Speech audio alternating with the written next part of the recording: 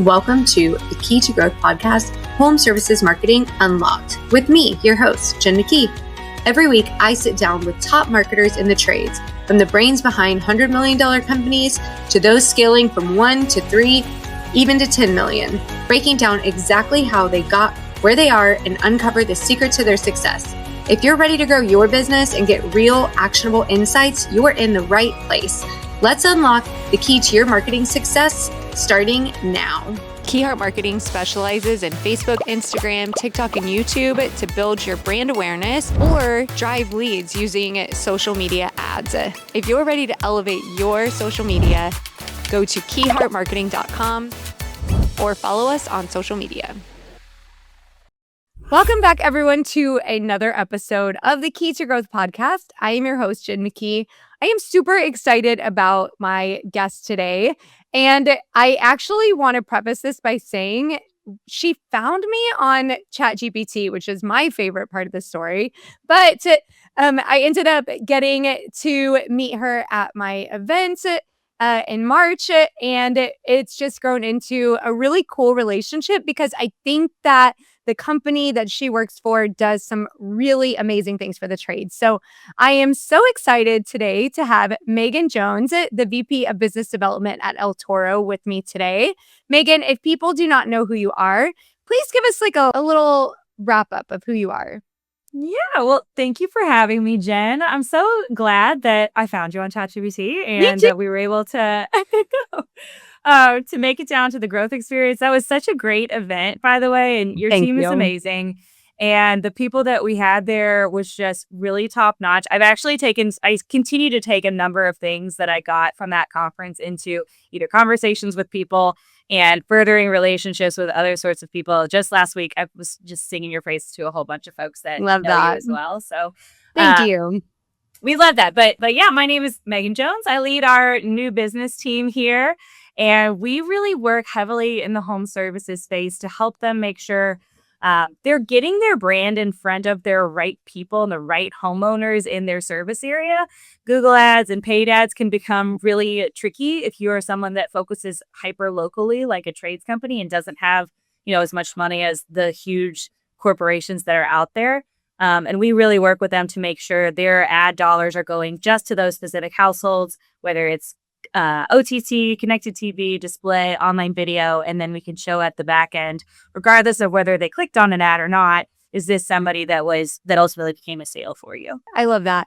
And honestly, when I first met Meghan and she told me about El Toro, I thought it was such a cool solution because as Key Marketing runs a ton of ads for Meta, and one of the biggest issues of wasting money is like showing ads to people who you're not trying to target. So I think that immediately I was super intrigued, and I don't want this podcast episode to just be like, oh, you should buy El Toro. But I do think I would love for you to just maybe talk a little bit about like what I'm talking about as far as the targeting goes and how like that could potentially help people. Yeah.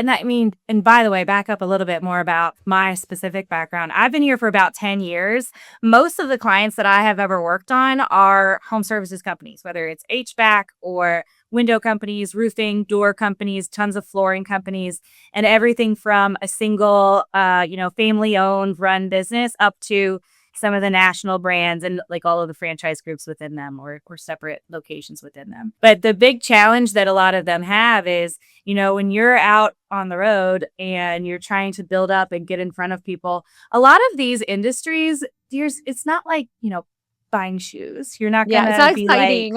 Like, oh man, did you see the new composite shingles out for this roof? Yeah. Like, I got to get my hands on that. Like, there's not really a way to create this sense of want and need. It's really usually based around something's happened and you have to call one of these partners and service companies to come out and help you with the problem that you're having. Right.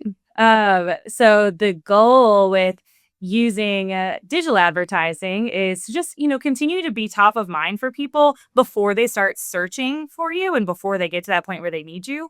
Because a lot of times, whenever something happens, they're going to reach for someone that they're already familiar with. This is a really big trust buy. So being able to buy an ad campaign rather than just kind of, a lot of times you think of it as like a black box or like a spray and pray approach on digital advertising. It's really hard to know where it's going. So the tech that we have here, everything that we have that's patented, and we've been around for about 15 years now doing this, but we essentially invented household IP targeting. So we don't use, for some more a little marketing jargon, but we're not using cookies. So, when you go to a website, it asks you, can we have all your cookies, or yes or no, depending on how you're feeling that day. And building out a probabilistic profile of who the right person might be. Sometimes it's right, sometimes it's not. There's kind of different challenges with that. But another hard thing is just making sure the location of who you're getting in front of is actually in your service area. There's a lot of challenges with geolocation advertising. So everything that we do is accurate down to a 1 meter square. So if we say we want to target Jen because she bought an HVAC system from us 7 years ago and it's time for her to redo her HVAC system, we're going to find Jen's, you've got her address is 123 Main Street down in Austin, and her IP address we can find at El Toro is 12.34.5678. So the ads are only going to her specific home. I just always thought that was so cool. And so if you're struggling with targeting, that's definitely the direction that you want to go. So let's talk more about marketing overall. So I know that you said there's so much going on in the marketing landscape right now. I mentioned at the beginning that Meghan found us on ChatGPT. I think that's so cool. And that's like the black box right now, right? It's like, how can I show up on AI whenever somebody is searching for a HVAC or air conditioning repair or whatever? So I'll tell you guys how we showed up whenever Meghan was looking for us. But then I do want to talk a little bit about AI for a minute. So when Meghan told me that, I was like, oh my gosh, like we are the best. We figured out how to show up on ChatGPT. But what actually happened was that I don't even remember what that's called because this isn't what I do all the time. But when you have a link on another platform that has a lot more credibility than you do, that's actually how you found us, is that we had submitted the conference to ACHR News, which is a huge platform that has a ton of credibility.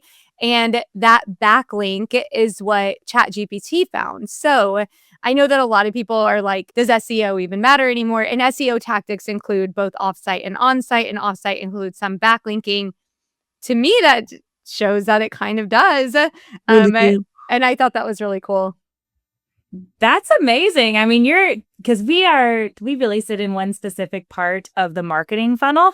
And, we kind of help get people in front of the right customers before they get to that point that they're searching, and it's with the intention that they already know that they're going to already be familiar with you when you pop up. But you're absolutely right. That's not to say all of these other channels are not very important. They are. And it's really tricky right now for not just home services, really any company out there to try and figure that out. So kudos to you for finding that. And I'm kind of like taking some notes. And I'm probably going to be showing up in some publications next week too. I know, that was cool. Okay, so we talked a little bit though about, like I said, that the podcast has been shifting. And so anybody who's listening, if you've been listening, you know that some of our guests, we haven't been talking about marketing. We've been talking about all these other things that impact marketing. And I brought that up to Meghan and she said, that's like a conversation I've been having so much recently. So I'm curious, like, what do you think is like a major impact to marketing that a lot of people are just ignoring or not recognizing or not putting enough energy into? Because we all, like business owners or anybody in charge of sales, we're like, how can we get more revenue? How can we get more revenue? Like, we probably need better marketing. Okay, what else can we do for marketing? How can we get more attention? And it's like, sometimes you have to come inward and look at how well is my marketing working? Where in the funnel are people dropping off? Where is it? What is my conversion rate? Where is the conversion dropping at? Is it dropping at the phone call? Is it dropping at the sales conversation? So what have you been hearing around this conversation?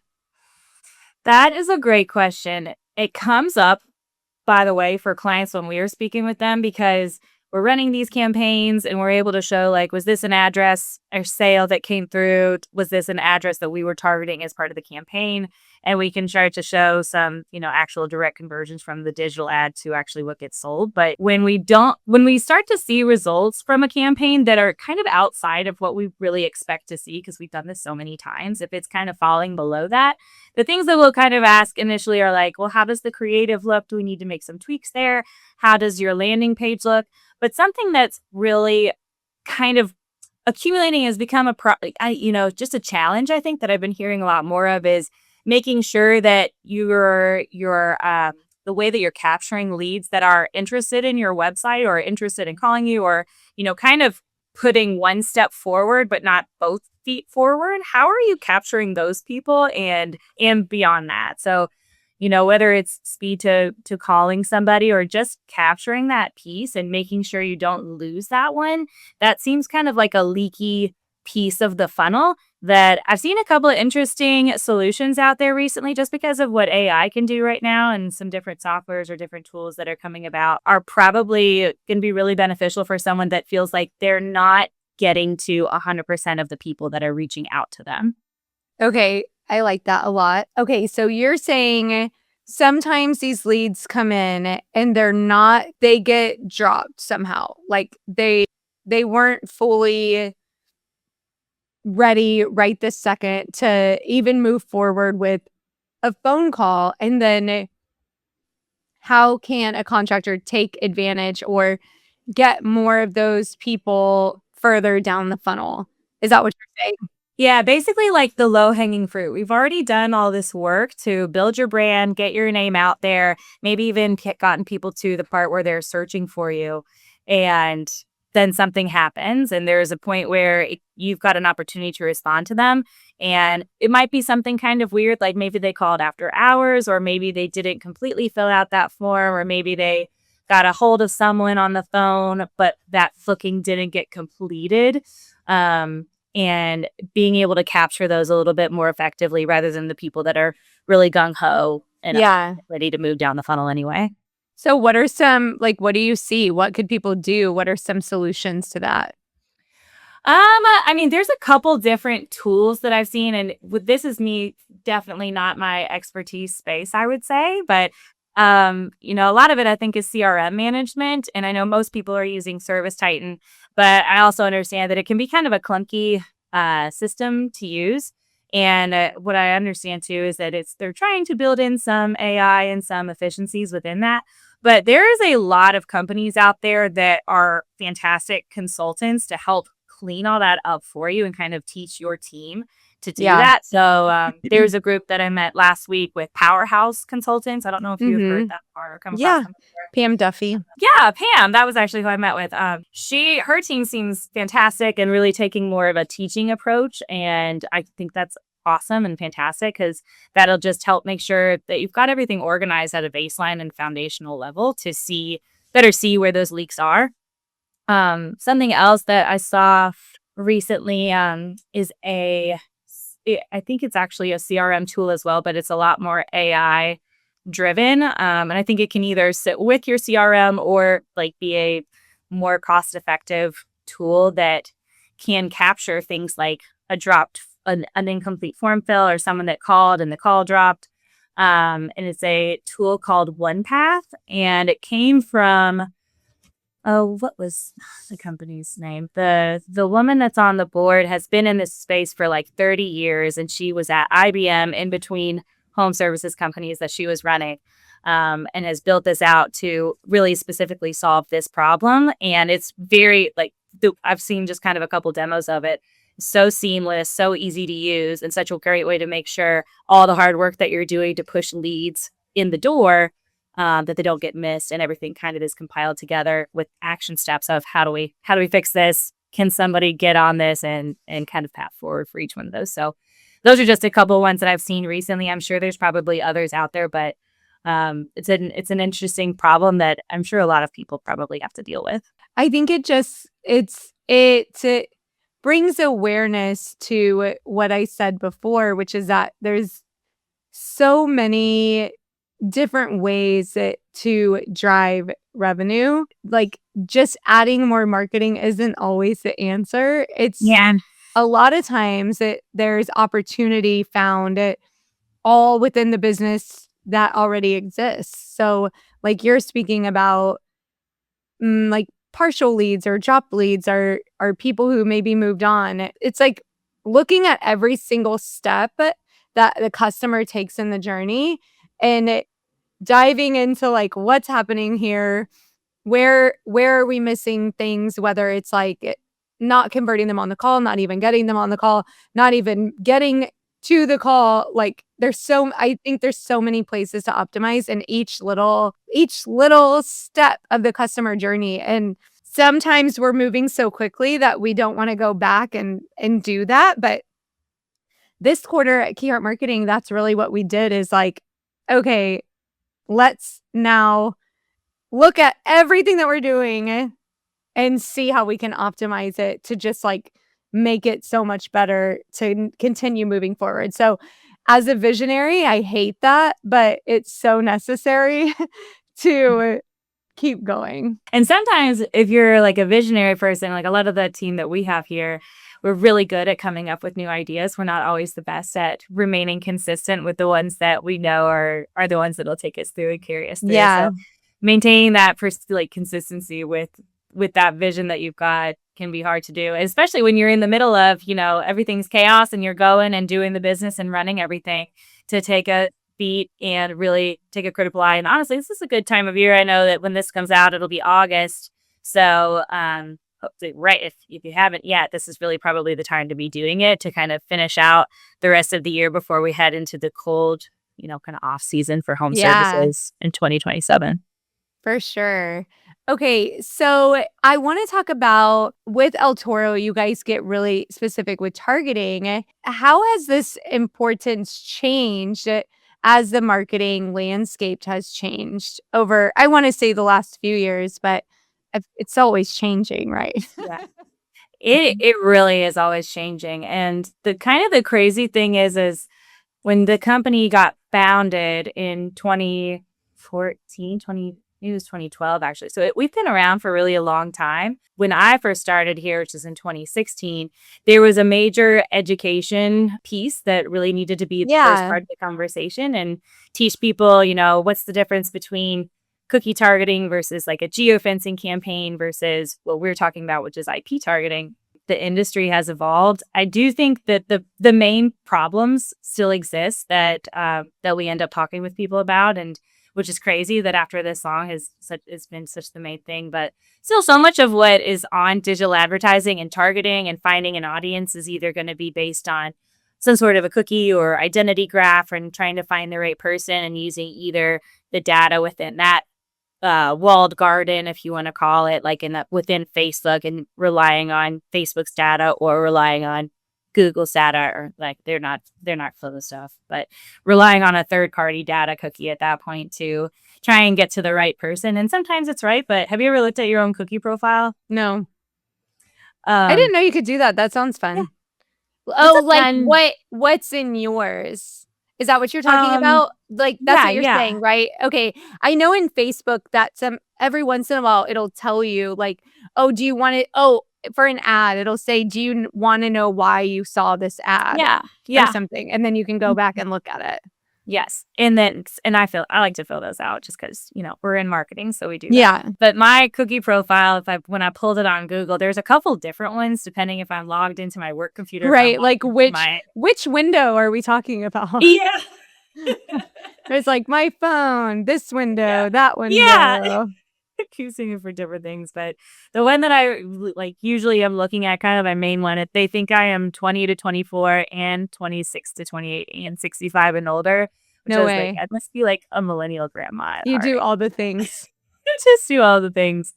But that is just like a great point, which I don't know how many people that aren't in marketing realize this, and it's like uncomfortable, but also I'm the kind of person that's like, so what? It is what it is. Like, it just is. But Facebook is the number one. It has the most data on us than anything else. I don't know if it beats out Google at this point, but I do know, and I'm not even saying correctly what I'm trying to say here, but Facebook is like the biggest data miner, like mining for data. And it has to do with its knowledge of who we interact with, how we interact with them, what type of ads we interact with, where we're going. Our Facebook is on our phone. It knows where we're going. It knows where we checked in. It knows and so yes, that's uncomfortable, right? Facebook knows all these things about us. It knows all these things about 5.2 billion people. So you're not that, we're not that special to it. But at the same time, it's insane how much data. And if you watch Shark Tank, which we watch a lot of Shark Tank in our house, that's the thing that interests the sharks the most is data collection on people. Because that's how you can market people, and that's how you can sell things. And every single thing that we interact with is a business at some level. And so when you have data on people, you can sell to the right people, which is what El Toro has figured out is how to use IP targeting to sell to the right person rather than spending a bunch of marketing dollars on people that don't matter. Right. Exactly. There you go. You want to take that? That could be a commercial for y'all. I think it really could be. I mean, it is wild how much data exists out. Now people are just kind of it is what it is. I think people are just me. That's with TikTok. I mean, I love TikTok. People are like, well, China owns it. And you know what? China has a lot of my data. Russia has a lot of my data. I don't think that they care. And I will say this part too, because I'm acting very flippant about it, but it is anonymous data. Marketers they don't know who you are. Right. The algorithms know how to target you, but the companies don't know who you are. Right. Is that true with what y'all do too? It's anonymous data, but it feels not because it's IP targeting. Yeah. So it's a little different since we're not using, that's all the data that's getting captured about you based on your usage of online apps and anything that's online. That is generally how 99% of digital advertising is done. Facebook is very, very good at it, obviously because of all the data that they've got right now. But for the clients that we work with, they usually have just a very specific audience that they need to get in front of, and they want to hit the whole household. Maybe both decision makers are in the home, or we work with a lot of higher education clients as well outside of home services where they want to get the parents and the students. And it's kind of such that the specific location matters a lot for them. So we want to hit this household and not even necessarily the household next door. So we don't provide any data. We're not a data company. We ingest a crap ton of data, but it's to use this verification process that we have to say that this address at 123 Main Street matches this IP address at the same latitude and longitude. So we just use addresses, physical mailing addresses. So the same way that you would run a direct mail campaign is how we operate. So we're not providing those IP addresses back to you. We do kind of works like a lookup system to say, yes, we have 123 Main Street's IP address. No, we don't have 1234 Main Street's address. We don't have at least a 95% confidence level on it. It just doesn't become part of the campaign. Yeah. I want to talk a little bit about OTT and streaming because you guys do targeting for that too as well, right? Yeah. I think that some people that's a more expensive marketing channel. And I think that some people have concerns about using it. But what do you see are some ways to make it the most effective? Mm-hmm. It can be really tricky, especially, for these local home services companies. There's a lot of high minimums for those sorts of campaigns. And a lot of times as specific as you can get is an entire metro area or kind of a larger scale than maybe they are needing. And it's also hard to prove conversions and your return on those sorts of campaigns because it's a TV commercial. So the way that we usually approach it with home service clients is, just specifically either if they've got lists of past customers they want to get in front of or a particular set of clients that they're trying to reach, or even the neighbors of their over the last month's customers, kind of similar if they do a door knocking campaign. Yeah. Just knocking on doors. That's where we'll come in and we'll just serve that OTT connected TV ad to those specific neighbor homes. So they're not having to spend really very large budgets to kind of have their potential customers feel like they are actually kind of spending a lot and are bigger than they are because it's just going to those specific homes. But we've seen it be really effective if you can add that channel in for the campaigns that we run that do at least display and connected TV ads. They're at least twice as much or like twice as effective at driving revenue or have like double the return on ad spend compared to if you're just doing display. Wow, that's awesome. How important is the creative in those campaigns? Really very important. I was thinking about that earlier, actually, because we kind of operate like the post office. So we're going to be the ones that make sure you're delivering your message gets delivered. Yes, exactly. So I can't really directly affect what's on that creative, but the more the nice thing is because it's only going to go to these, even if you just want to hit this specific neighborhood with a campaign, or if you've got multiple brands under your portfolio, this brand is just going to go to these few neighborhoods, this brand's going to those few neighborhoods. It gives you the ability to be really specific with that creative so that it will resonate better with the audience, kind of similarly to like how you guys would set up a social campaign, I would imagine. Yeah. But so then are people typically... Like, I think that is a barrier to entry, right? Because you have to get this professional shoot done at this pretty high level. Is that, like, how are people doing this, or do you know? I mean, there's a couple different things you can do. Do you guys do creative in-house, Jen? Remind me. Yeah. Yeah. Okay. I mean, that would probably be my first recommendation is to work with find somebody to do it. Find someone that's really good because that will make a big difference on it performing well. The other thing that you could do is, there's other partners that are out there, and we've had clients do this too, where either there's like, just don't have enough time, don't have quite enough resources. There's other resources that are out there that if you've already got some different sorts of creatives together, we could probably put something together and make it as effective as possible. But ultimately, the best campaigns are going to come from really good creative. Yeah. What about using AI for it?